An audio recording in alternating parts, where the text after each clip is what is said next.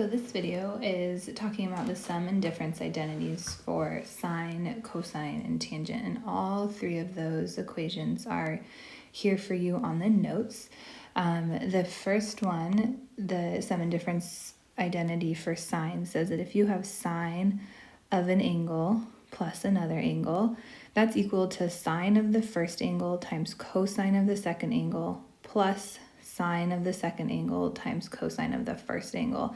Now, something that's important to notice is this symbol, plus or minus, whatever's on the left-hand side remains on the right-hand side. So that first line, if it said sine of alpha minus beta, we could say that that is equivalent to sine of alpha times cosine of beta minus, where this symbol is saying the same as it was on the left-hand side, sine of beta times cosine of alpha. In the sum and difference equation for sine, we see something a little bit different. So we are saying here that if we have cosine of alpha plus or minus beta, that's equal to the cosine of alpha, cosine of beta, and then notice that symbol is minus or plus sine of alpha, sine of beta. So what happened in this cosine equation is that that symbol actually flipped. Okay, so if we had on the left-hand side cosine of alpha plus beta, over here we would have subtraction. If we had on the left-hand side subtraction, over here we would have addition, right? That symbol you can see is upside down, so we can say that like it flips, right? It's going to be opposite. Okay, and lastly, we have a sum and difference equation for tangent. That says that tangent of alpha plus or minus beta is equal to tangent of alpha plus or minus tangent of beta, all divided by 1 minus or plus tangent of alpha times tangent of beta. So again, we see that opposite symbol, that sign, that plus minus, flipping here in the denominator. Okay, it stayed the same in the numerator, so if we had plus on the left-hand side, in the numerator on the right-hand side, we have plus, but in the denominator, we would have minus.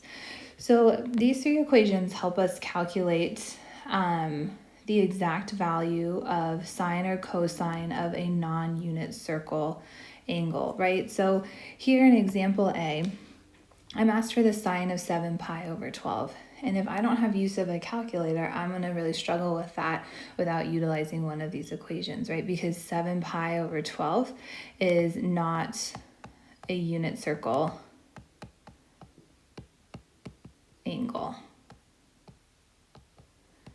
So what we're going to do is actually utilize one of these three equations to go ahead and write an expression that is in terms of two unit circle angles. And you'll notice that we're working with sine, right? So sine of 7 pi over 12. So chances are we're going to be utilizing this guy. So what we're trying to do is rewrite the quantity 7 pi over 12 as either the sum or the difference of two unit circle angles. So one thing that I notice is I have a denominator of 12. That could come from two fractions that are being added or subtracted. I'm going to choose addition here, just kind of play with this for a minute, with denominators of 4 and 3, right? If I go ahead and try to add those, I'm going to have to get a common denominator of 12, okay? So it looks like we could try pi over 4 plus pi over 3. Let's see, does that add to be 7 pi over 12? So on the left-hand side, that becomes 3 pi over 12 when we get the common denominator, and on the right-hand side of that sum, that becomes 4 pi over 12 as we work to get that common denominator, and that gives us 7 pi over 12, which is the angle that we're trying to analyze. So what this allows us to do is say that sine of 7 pi over 12 is the same thing as sine of pi over 4 plus pi over 3. Okay, and at this point, we're going to utilize that first equation, that equation I highlighted in green, to go ahead and write this as an expression that we can evaluate using the unit circle. So we saw in that first line that when we have the sine of a sum, that becomes sine of the first angle, so sine of pi over 4, times cosine of the second angle, cosine of pi over 3. Since we had addition in the argument to sine, we'll have addition on the right-hand side, so we'll add to that the sine of the second angle, so sine of pi over 3, and that will get multiplied by cosine of pi over 4. So again, all I'm doing is I am making this expression, right, where pi over 4, we could call that alpha, and pi over 2, we can call that beta. I'm fitting that into the structure of that first equation up there that says we're supposed to take sine of alpha and multiply that to cosine of beta. And since alpha and beta were added, we will add that with sine of beta times cosine of alpha. Okay, and the point of all this is to get to an expression that we can evaluate without the use of a calculator, right? We know that the sine of pi over 4 is root 2 over 2. We know that the cosine of pi over 3 is 1/2. We know that sine of pi over 3 is root 3 over 2, and we know that cosine of pi over 4 is root 2 over 2. So simplifying this, we get the square root of 2. Square root of 2 times 1 is square root of 2 divided by 2 times 2, which is 4, plus the square root of 3 times the square root of 2, which is just the square root of 6, over 2 times 2, which is 4. And that gives us square root of 6. Oops, sorry. I guess I should write it in order that it is in. So square root of 2 plus square root of 6 divided by 4. And what this is telling us is that sine of 7 pi over 12 is equal to square root of 2 plus square root of 6 over 4. And that's our final answer. And we were able to do that calculation again without the use of a calculator, rather utilizing that sum or difference equation for sine to get to the point where we can use common unit circle values. You'll see on the guided notes that there was another way to do this. You could have actually rewritten sine 7 pi over 12 as sine of 3 pi over 4 minus pi over 6. And I'll leave that to you to try to figure out, see how you can get the same exact answer using a different way to rewrite 7 pi over 12.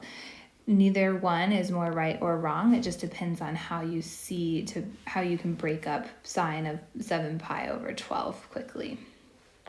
Okay, so example 2, we're asked to find cosine of 195 degrees. And again, we're doing this without the use of a calculator. So we want to try to think, how can we rewrite 195 degrees as unit circle measures? Okay, so I noticed that if I take 240 degrees minus 45 degrees, I will get 195 degrees.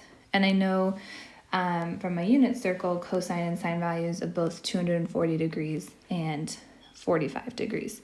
So what this lets us do is rewrite cosine of 195 degrees as cosine of 240 degrees minus 45 degrees.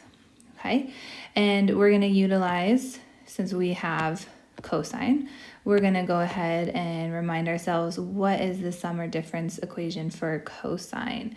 So that's our second line here, written or highlighted in orange. Okay, so we're going to go ahead and try to fill out this form.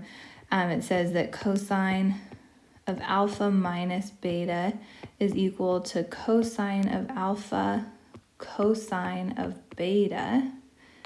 And then we flip that sign, that subtraction sign to addition on the right hand side. So plus sine of alpha oops, I always want to do that, not cosine, but sine of beta, right? Where 240 is alpha and 45 is beta. So filling this in, we're going to be able to rewrite this cosine of 195 degrees as cosine of 240 times cosine of 45 plus sine of 240 times sine of 45. And from our unit circle, we know that the cosine of 240 degrees is negative 1/2, and cosine of 45 degrees is root 2 over 2. We add to that the sine of 240, which is negative root 3 over 2. And to that we multiply the sine of 45, which we know is root 2 over 2. So at this point, we just have some simplifying to do of these fractions. Negative 1/2 times root 2 over 2 will be negative root 2 over 4. And then we have negative root 3 times root 2 in the numerator, so we'll actually come up with a negative square root of 6 over 4. So our final answer is that cosine of 195 degrees is equal to negative root 2 minus root 6 over 4. And again, we were able to do that utilizing our sum and difference equation for cosine rather than just a calculator. On the guided notes, you'll see that there was another way to rewrite cosine of 195 degrees, right? You might have recognized that 195 can be expressed as the unit circle values 60 and 135 as well. So you could use, here you would use your sum of cosine identity. So that would be the cosine alpha plus beta is equal to cosine alpha cosine beta minus sine alpha sine beta. And these two things, if you go ahead and plug in 60 for alpha and 135 for beta, you should be able to get that same answer. And I'll leave it to you to check